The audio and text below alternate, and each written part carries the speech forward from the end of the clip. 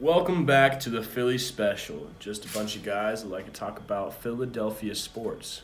Today's podcast is brought to you by Decon Rat Poison. So delicious, mice risk their lives for it. Now 10 times tastier than the leading competitor. Now today, we got a juicy one for you coming at you. Part 2 of our Penn State podcast here. Going to be talking about a bit of a different thing than last time. Last time we talked a little bit about maybe Penn State's season so far, possible tests, maybe college football playoff hopes. That's not going to be happening this time. But we will be covering Michigan State-Penn State game with a lot of in-depth analysis, and then we'll see if we have time for anything else after that. So no further ado, I'll turn it off to Kyle here to start us off. Yeah, I'm going to be honest with you. I'm a little bit upset about what I saw on the field the other day. Not happy about it. I feel like we were promised so much with this team. I feel like there were so many expectations around this team. You lose some guys like Saquon Barkley, a couple of receivers, a couple of professionals from the defensive side of the ball, and I can see where you would, regress a little bit. That's certainly understandable. But at the same time, I feel like the performances by this team as of recent against Ohio State, and against Michigan State, certainly, have been demonstrative of really this coaching staff not having this team ready to play. They just don't look prepared. The things that they usually do well, they're really not doing well, and I feel like that's definitely a problem. I feel like that has to be addressed in the future. Trace McSorley's not playing like Trace McSorley, and that's a huge problem. And speaking on the coaching staff, I know we talked about briefly off the air, the James Franklin interview after the Ohio State loss. And he was very vivid about wanting to bounce back. Talked a lot about how his team was not elite, but they were a great team, and they were very close to being elite. And they were very close to beating a very good Ohio State football team. And I got to say, I expected more out of his team to be fired up after another Ohio State loss, just like last year. They lost by 1 point, going into Michigan State to really make a statement. Where they've played well all of the games prior to the Ohio State game. They showed no sign of crumbling like they did against Michigan State. And I don't know. What are your thoughts on James Franklin's interviews and stuff? My thoughts are that he's one more loss away from going into the press conference and saying, you know what, we're almost mediocre. Because as of right now, that's about how they're playing right now. They're looking like they're good enough to go out there and compete with teams, but at the same time, Michigan State, this is the team that went on the road and lost to Arizona State, the Fighting Herm Edwards. I mean, that in and of itself is bad enough. They almost lost a home game to Central Michigan, and Central Michigan is, arguably the worst team in college football right now. Central Michigan is absolutely god-awful, and Michigan State was in a game that was much tighter than it should have been with them. This is a Michigan State team that's been struggling all year, hasn't really gotten anything going. Michigan State came into the season with lots of expectations in terms of their offensive production. They had a guy coming back in Brian Lewerke who was supposed to be a professional prospect, and he doesn't look the part right now.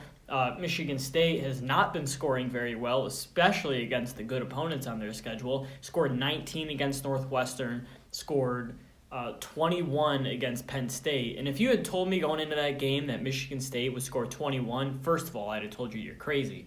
I didn't think they would have gotten to 21. But second of all, I would have told you it would have been a Penn State victory, because there is no way that I thought that Michigan State secondary, which has been riddled with injuries and is one of the worst in college football right now, especially in the Power 5, that secondary is so bad there's no way you could have convinced me that Trace McSorley wasn't going to have a field day against that secondary. And I think he ended up throwing for 192 yards, Ben? I think he threw for 192, is that right? Yeah, 192, 19 of 32.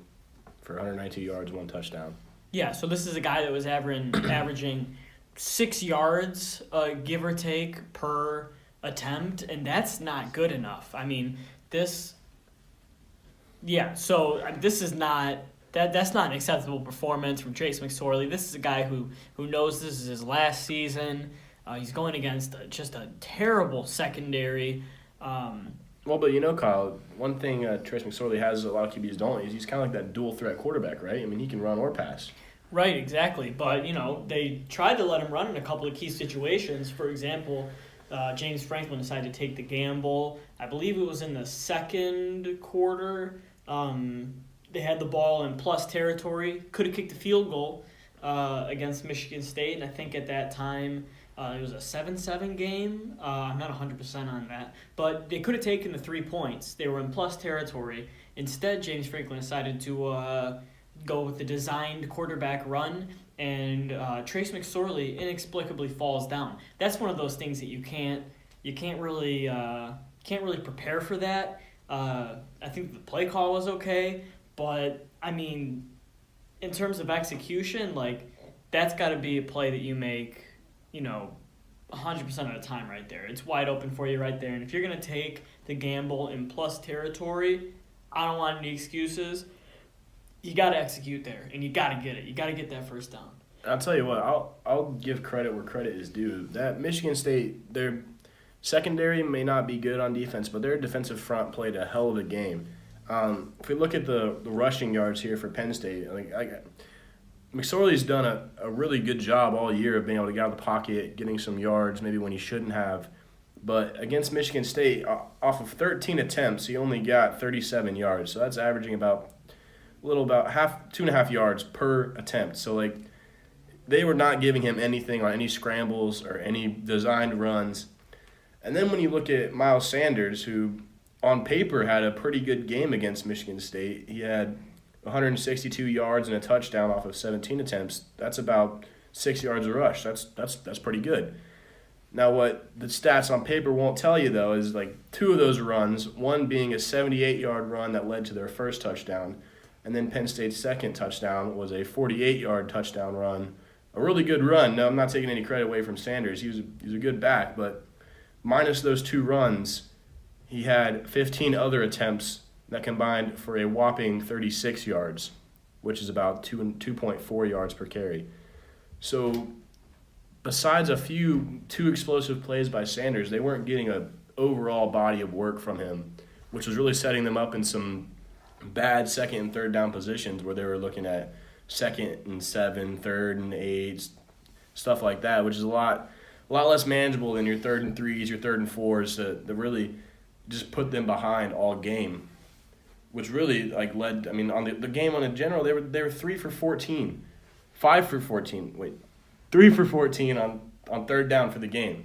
Can you check that for me, Joel? I can't tell if this is a 5 or a 3. Either way, 5 or 3, those are both not good. On the game for 3rd down conversions for Penn State. And it was just really from both offenses, it was an ugly game. Thank you, Joel. 3 for 14 there, even worse. That's just not good production from the Penn State offense, which has done a pretty good job all season. And especially someone like Trace McSorley, who people have made arguments that he should be in the Heisman race. Now, after this game, I feel like his chances have kind of tanked, but he was really up there as one of the more elite quarterbacks in NCAA. But after this game, or especially these last 2 games, it's hard to consider him anymore. Yeah, Ben, and I think that this is a good example of how context is very important with statistics. Because you mentioned seemingly it looked like Penn State had a lot of production. They had a good day on the ground, and if you just looked at the box score, that's what you would think if you just looked at the yards per carry. But it's important to understand the context. Now, what's really a lot more telling is that in terms of rushing, Penn State this year as a whole, in rushing efficiency, 27th. All right?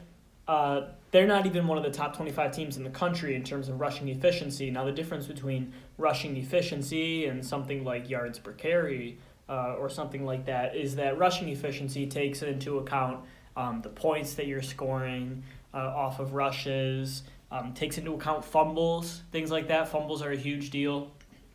It takes into account negative plays.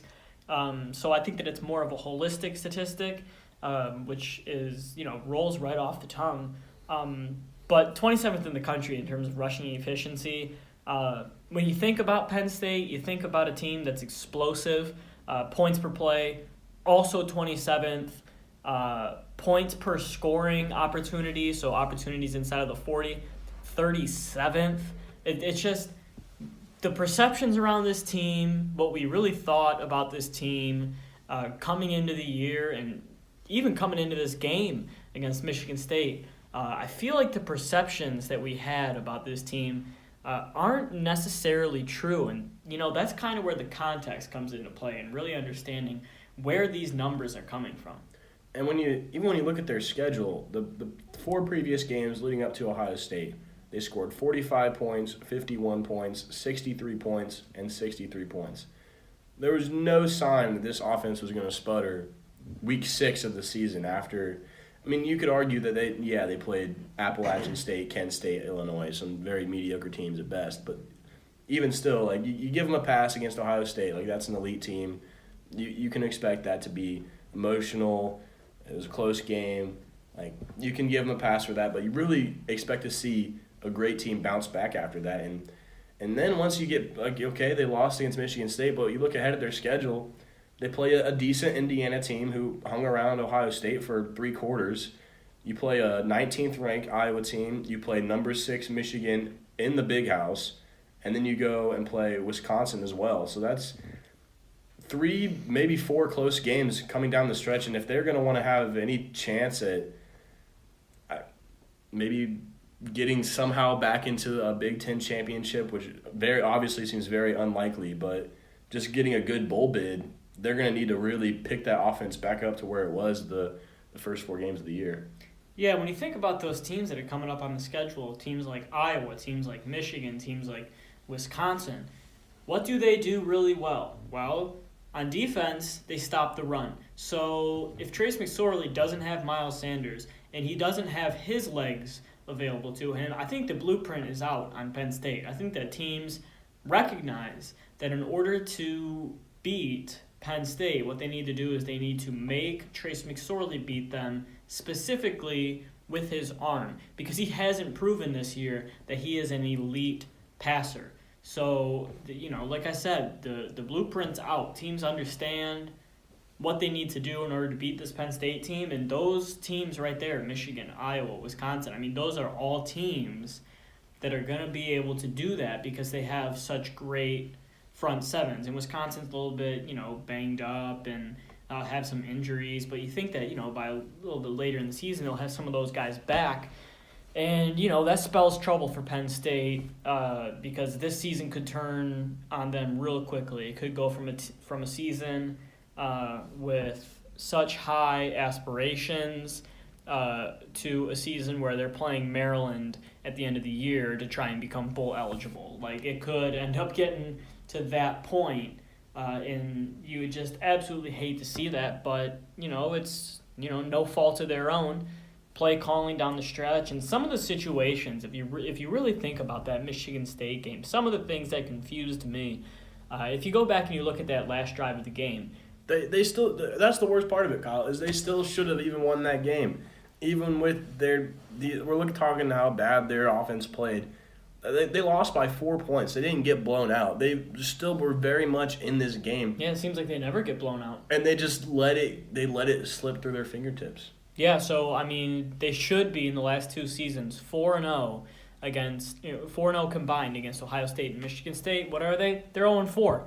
And at some point, you got to have a team that you can look at all the statistics you want to. You can try and break it down. You can think about the game in terms of a eye test or a statistical approach. It does not matter.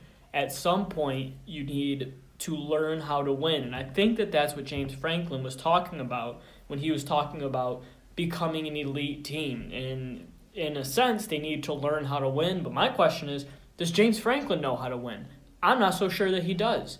I really have no idea. And he's going to have to learn here. And he was not putting his players in a position to win down the stretch in that game against Michigan State. What kind of game plan did they have put together where they ended up scoring or having so much trouble scoring against the Michigan State team that is in no way elite against the pass? And they don't have great linebackers. They don't have great safeties. They don't have great corners.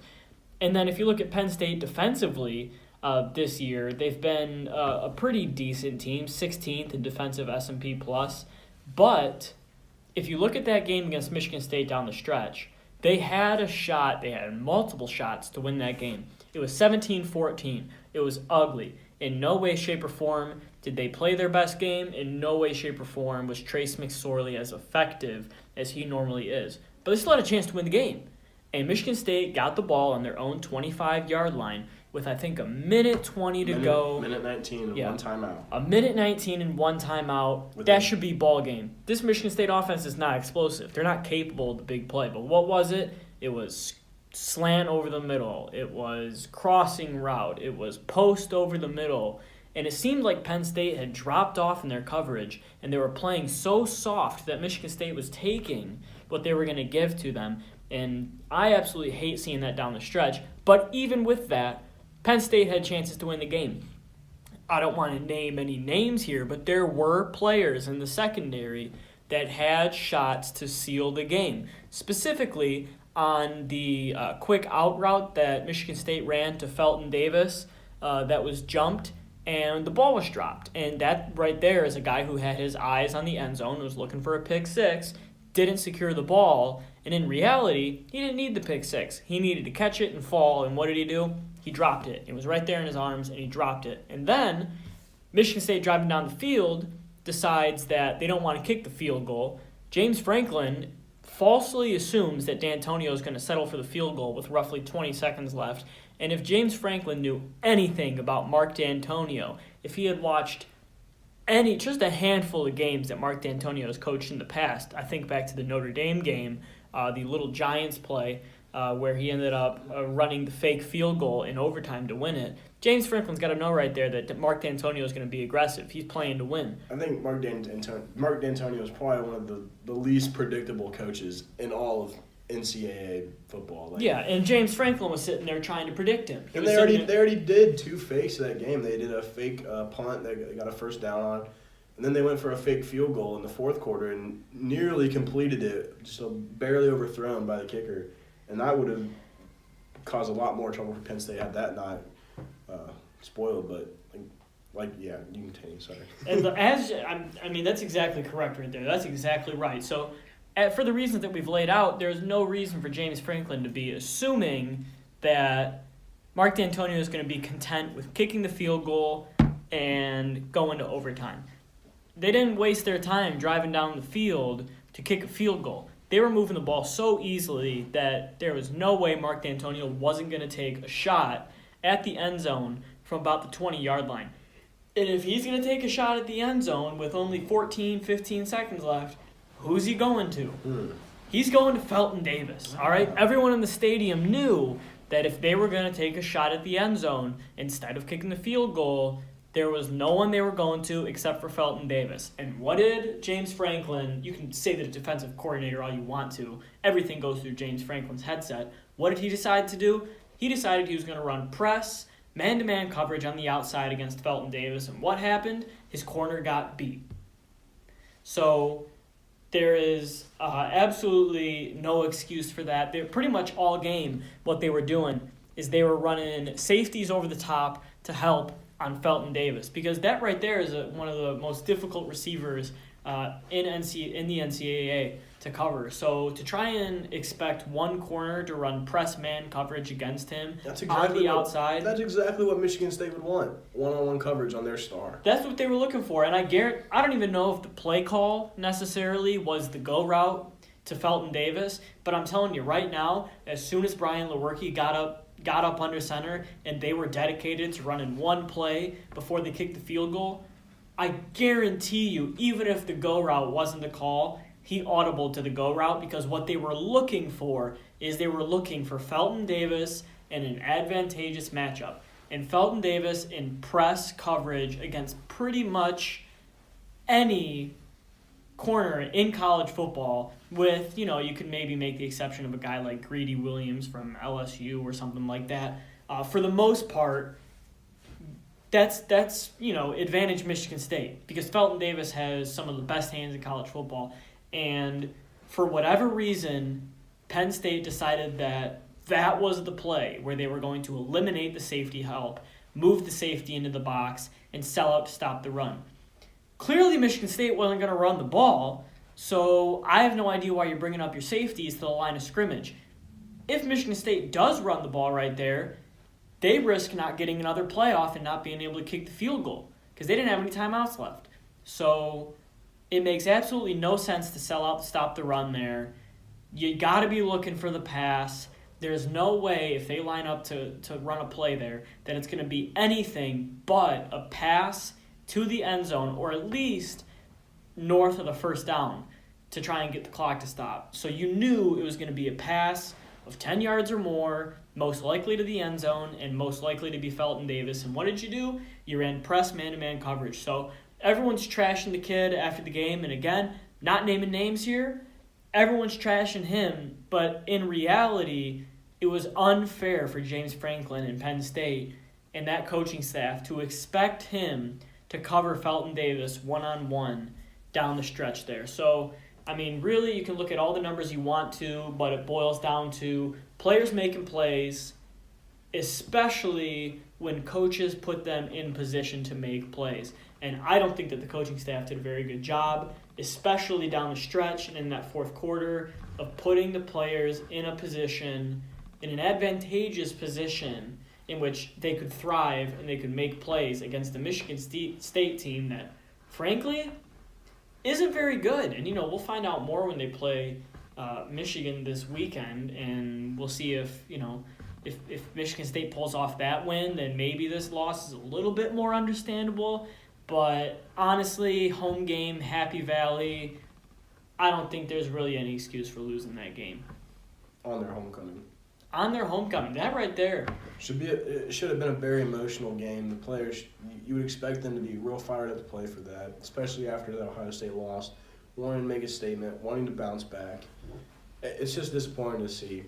And I know we've dogged on Penn State a lot, and the season is not over for them. They have a little bit of a tough schedule, but if they win out, against a quality Iowa team, a good Michigan team, very good Michigan team, and a quality Wisconsin team, they could still maybe see themselves playing a quality SEC team around New Year's to still qualify for a good bowl.